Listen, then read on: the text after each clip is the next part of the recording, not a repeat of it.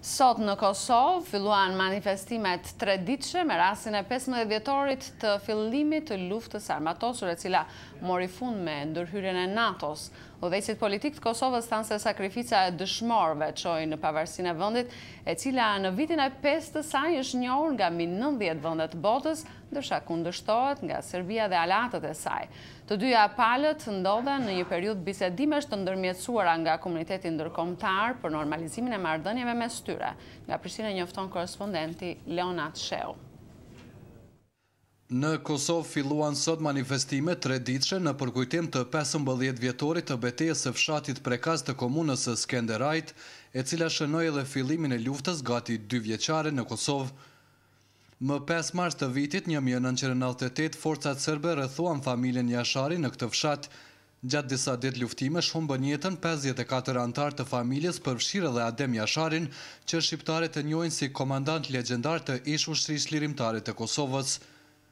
10 vjet pas asaj beteje, Kosova shpalli pavarësinë e saj, e cila është njohur nga rreth 100 vende të botës, përfshirë Shtetet e Bashkuara dhe vendet më të rëndësishme të Bashkimit Evropian, ndërsa vazhdon të kundërshtohet nga Beogradi. Kryeministri Hashim Thaçi tha se asnjë arritje në Kosovë nuk mund të përfytyrohet pas sakrificën e qytetarëve të saj. 15 vjet më parë, me një çmim të lartë jetësh e përpjekjesh, Kosova po ndronte rrjedhat e historisë. Po hapej fuqizimi i kapitullit të luftës së ushtrisë çlirimtare të Kosovës, kapitulli i rrugës drejt fitores dhe lirisë së vendit tonë. Një ëndër shekullore po kthehej gradualisht në realitet. Përmosat e këtij flijimi legjendar e zgjuan ndërgjegjen e botës demokratike.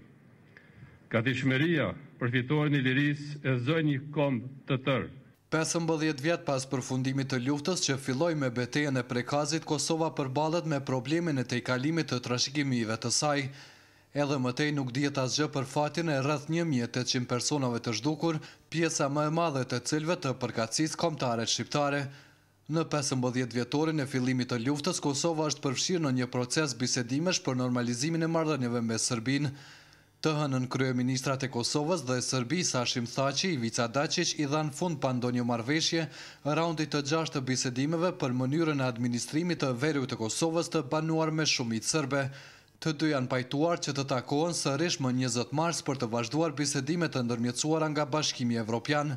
Ndonse pa marrëveshje edhe ndërmjetësuesja e bisedimeve, shefja e politikës së jashtme të Bashkimit Evropian, Catherine Ashton, sikundër edhe të dy kryeministrat, thanë se është shënuar përparim i mirë, por mos pajtimet kanë të bëjnë me krijimin një asociacioni të komunave me shumicë serbe.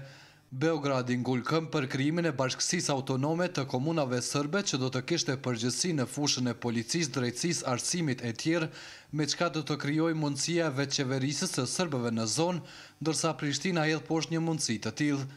Zyrtarët evropian thonë se bisedimet ndodhen në një periudhë vendimtare dhe se të dyja palët duhet të angazhohen më shumë në arritjen e marrëveshjeve, me që koha është e shkurtër.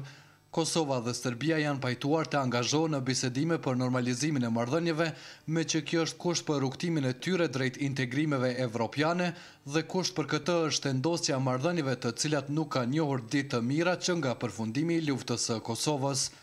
Për Zërin e Amerikës, Leonat Sheu, Prishtinë.